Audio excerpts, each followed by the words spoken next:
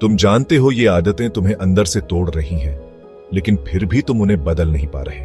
तुम हर दिन सोचते हो कि कुछ बड़ा करोगे, लेकिन हकीकत में कुछ होता नहीं। तुम जानते हो कि तुम्हारी जिंदगी किसी दिशा में नहीं जा रही, फिर भी तुम उसे बस ऐसे ही बहने दे रहे हो, बिना मंजिल के। तुम जानते हो कि तुम बहुत कुछ कर सकते हो, लेकिन फिर भी तुम वही जिंदगी जी रहे हो जिससे तुम खुद नफरत करते हो।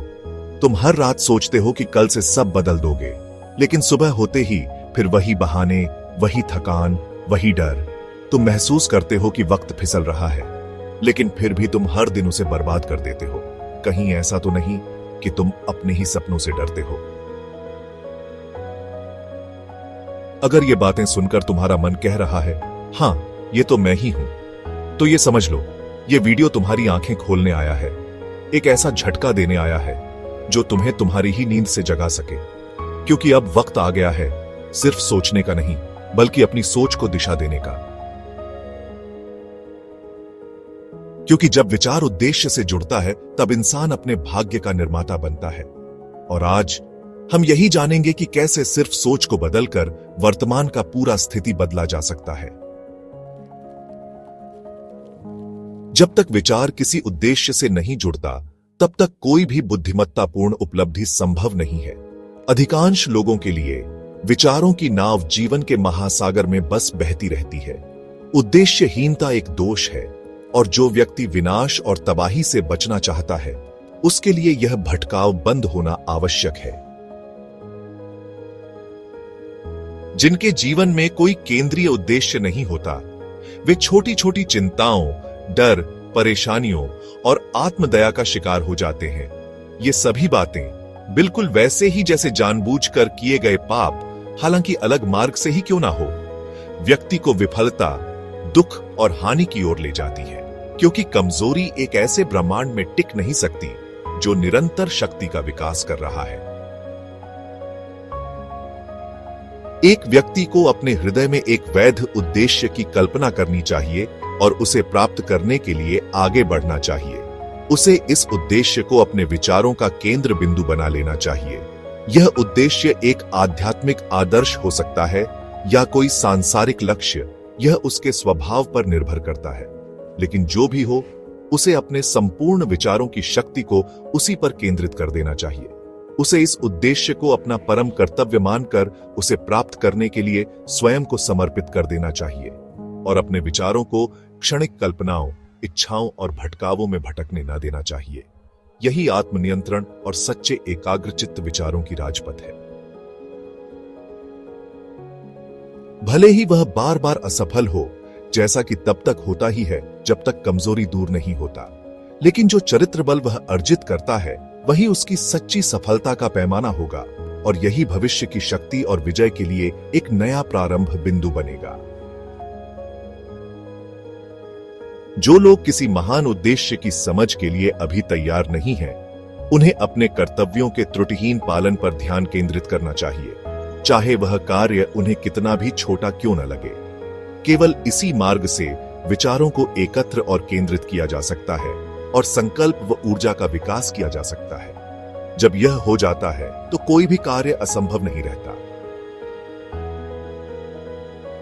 सबसे कमजोर आत्मा भी, यदि वह अपनी कमजोरी को जानती है और इस सच्चाई पर विश्वास करता है कि शक्ति केवल प्रयास और अभ्यास से ही विकसित की जा सकती है, तो वह तुरंत प्रयास करना शुरू कर देगी।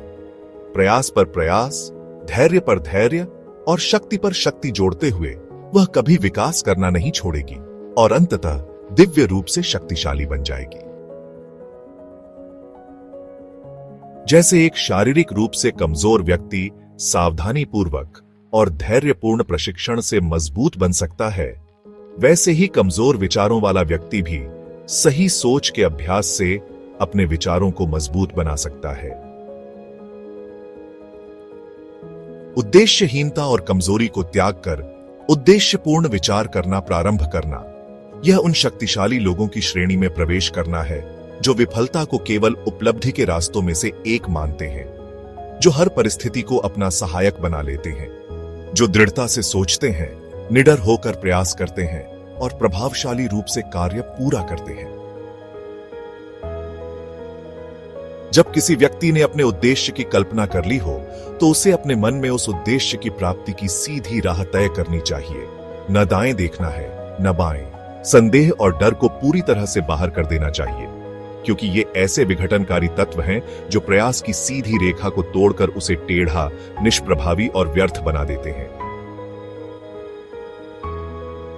संदेह और भय के विचारों से कभी कुछ हासिल नहीं हुआ और न ही कभी हो सकता है। ये हमेशा विफलता की ओर ले जाते हैं। उद्देश्य, ऊर्जा, कार्य की शक्ति और सभी मजबूत विचार वहीं रुक जाते हैं जहां डर और संदेह प्रवेश कर जाते हैं। करने की इच्छा इस ज्ञान से जन्म लेती है कि हम कर सकते हैं। संदेह और डर ज्ञान के सबसे बड़े शत्रु हैं और जो व्यक्ति इन्हें पालता है, जो इन्हें नष्ट नहीं करता, वह हर कदम पर स्वयं को ही रोकता है। जिसने संदेह और डर को जीत लिया है, उसने विफलता को भी जीत लिया है।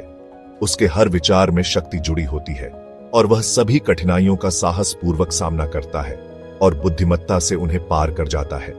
उसके उद्देश्य समय पर बोए जाते हैं और वे फूलते फलते हैं, जो समय से पहले जमीन पर नहीं गिरता। जब विचार निडर होकर उद्देश्य से जुड़ जाते हैं तो वे एक सृजनात्मक शक्ति बन जाते हैं। जो व्यक्ति इस सत्य को जानता है, वह अब केवल डगमगाते विचारों और बदलते हुए भावों का पुतला नहीं रहता। वह अपने मानसिक बलों का सचेत और बुद्धिमान संचालक बन चुका होता है। अब यह फैसला तुम्हारे हाथ में है। सोच को यूं ही भटकने देना है या उसे एक उद्देश्य देना है? डर से हार माननी है या उसे अपनी ताकत में बदलना है? क्योंकि हर इंसान के अंदर एक अग्नि होती है, बस जरूरत है उसे पहचानने की और सही दिशा में जलाने की। आज से शुरुआत करो, छोटी ही सही लेकिन सच्ची, क्योंकि जब सोच बदलता है तब किस्मत भी बदलता है। हर सुबह एक मौका लेकर आता है, पर कुछ लोग उसे महसूस नहीं कर पाते क्योंकि उनकी नजर मंजिल पर नहीं, मुश्किलों पर होती है। लेकिन आज हम हार नहीं मानेंगे। आज हम अपनी सोच को एक नई दिशा देंगे। आज हम अपनी नजरें जमाएंगे सिर्फ अपने लक्ष्य पर, क्योंकि जब एक इंसान अपने लक्ष्य पर ध्यान को केंद्रित करता है तो पूरा ब्रह्मांड उसकी मदद करने लगता है। अब कहानी बदलेगी, अब सोच बदलेगी, अब तुम भी बदलोगे। अगर ये वीडियो आपके दिल तक पहुंचा हो तो इसे किसी ऐसे इंसान के साथ जरूर शेयर करो जो खुद से लड़ रहा है और जीतना चाहता है, और कमेंट में बताओ आज की बातों में क्या सबसे ज्यादा दिल को छू गया। मिलते हैं अगले वीडियो में एक नई सोच, एक नई शुरुआत के साथ। और हां, कमेंट करना न भूलें। धन्यवाद।